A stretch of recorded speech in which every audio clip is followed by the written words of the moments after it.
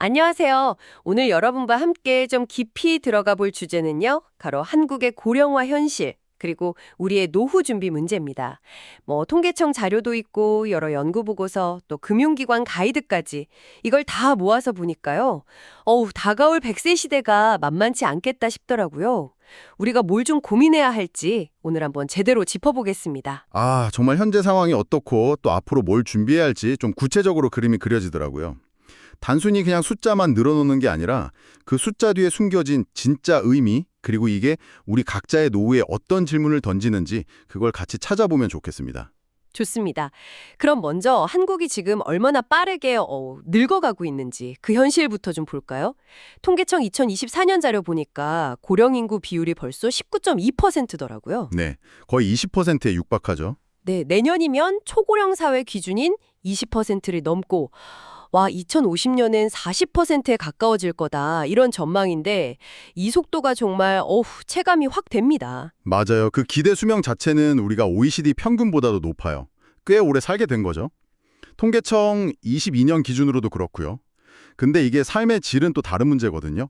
그렇죠. 오래 사는 것과 잘 사는 건 다르니까요. 네. 그 66세 이상 은퇴하신 분들 중에 소득이 중위소득 절반도 안 되는 분들, 그러니까 상대적 빈곤율이죠.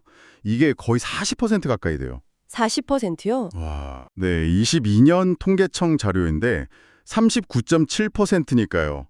그리고 지금 삶에 만족한다고 답하신 고령자분들은 한 3명 중 1명, 그 정도밖에 안 되는 거예요. 23년 통계청 자료로 31.9%니까요. 그 국민은행 자료에서도 딱 짚고 있듯이 그냥 오래 사는 거랑 정말 잘 사는 거랑은 이게 분명히 좀 차이가 있는 거죠. 현실적으로요. 그럼 이렇게 늘어난 노후 시간, 이걸 다들 어떻게 보내고 계실까요? 그 NH투자증권 리포트 보니까 좀 재밌는 게 있더라고요. 실제 여가 시간은 거의 TV 시청이 압도적인데 79.6%. 네, 엄청 높죠. 근데 정작 하고 싶은 걸 물어보면 관광이나 취미 활동 이런 걸 훨씬 많이 꼽으신다는 거예요. 이 현실과 이상, 이 차이가 생각보다 꽤 크네요. 그렇죠. 그 왜 그런 간극이 생기나 보면 제일 큰 이유로는 역시 경제적인 부담.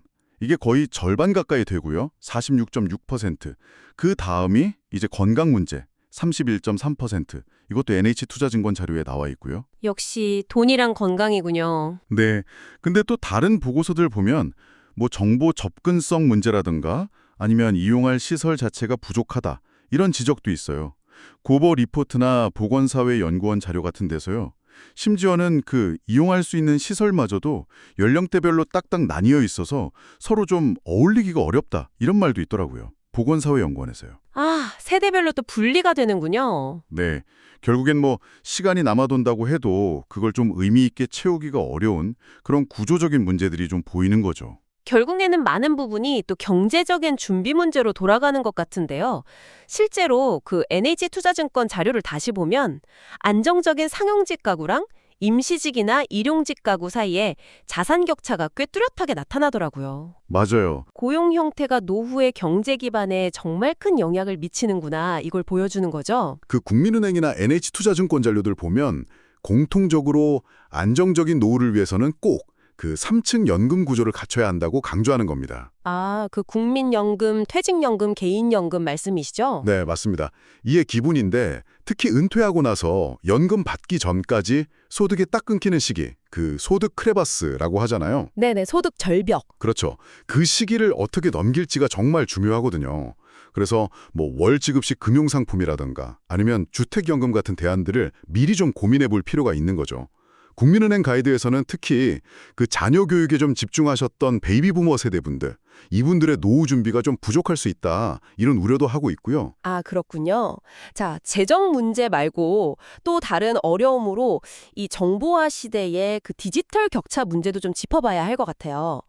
보건사회연구원 자료를 보니까 문자 메시지 보내는 것 같은 기본적인 건 어느 정도 하시는데 실제 생활에 필요한 거, 금융거래라던가 온라인 쇼핑 같은 거는 활용 능력이 현저히 떨어진다고요. 그렇습니다. 이게 단순히 정보 접근이 어렵다, 이 문제를 넘어서요. 일상생활 자체가 불편해지고 또 사회적으로 좀 소외될 수 있는 그런 부분이거든요. 그리고 노인 세대 안에서도 물론 연령에 따라 차이는 좀 있지만 전반적으로 이 디지털 환경에 적응하는 걸 다들 어려워하세요. 보건사회연구원 자료에도 나와 있고요.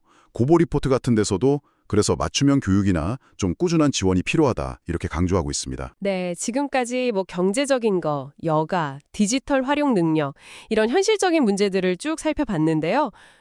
결국 노후 준비라는 게 단순히 돈 문제만은 아니구나. 이 점도 참 중요해 보입니다. 국민은행 가이드 보니까 과거의 어떤 사회적 지위나 이런 걸 좀 내려놓고 변화에 좀 유연하게 대처하는 마음가짐, 이런 비재우적인 준비도 강조하더라고요. 네, 그게 정말 핵심적인 부분 같아요. 재정적인 안정도 물론 기본이지만 그것만큼이나 은퇴 후에 그 긴 시간을 채워나갈 내용이 중요한 거죠. 그러니까 그냥 시간만 보내는 게 아니라 자신의 어떤 경험이나 능력을 살릴 수 있는 제2의 일이라든지 꾸준한 건강관리, 또 친구나 동호회 같은 활발한 사회적 관계망을 유지하는 거, 그리고 뭐 취미나 봉사활동처럼 삶에 좀 의미를 더할 수 있는 활동들, 이런 것들이 가 행복한 노후를 위한 필수 요소로 꼽히는 겁니다. 여러 자료들, 국민은행, 고우버, NH투자증권에서 다 공통적으로 이야기하고 있어요. 네. 이건 결국 은퇴 후에 나라는 정체성을 어떻게 다시 만들어갈 거냐, 이 문제하고도 연결되는 거고요. 자, 그럼 정리를 좀 해보자면요. 한국의 고령화 속도는 우리가 생각하는 것보다 훨씬 빠르고 또 길어진 노후를 만족스럽게 보내려면 재정적인 준비는 당연히 기본이고 거기에 건강, 또 관계, 여가 활용 능력, 그리고 디지털 사회의 적응력까지 정말 다각적인 준비가 필요하다 이런 거네요. 네, 맞습니다. 근데 현실적으로는 여러 면에서 아직 좀 부족한 부분들이 많다는 거고요. 그리고 또 한 가지 중요한 점은 우리가 그냥 노인이라고 하나의 집단으로 묶어서 생각하기에는 그 안에 욕구나 환경이 정말 천차만별이라는 거예요. 그래서 어떤 획일적인 대책보다는 개개인의 상황도 보고 또 보편적으로 겪는 어려움도 함께 고려하는 좀 더 섬세한 접근이 필요하다는 점을 이 자료들이 다 보여주고 있는 것 같습니다. 네, 오늘 저희가 함께 살펴본 이 자료들을 통해서 어쩌면 아직 좀 멀게 느껴지실 수도 있는 여러분의 노후에 대해서 어떤 그림을 그려보셨을까요? 수십 년 후를 위해서 지금 여러분의 삶에서 당장 시작할 수 있는 작은 변화는 과연 무엇일지 한 번쯤 생각해 보시는 그런 계기가 되었으면 좋겠습니다. 네, 오늘 이야기는 여기까지 나누겠습니다. 함께 해주셔서 감사합니다.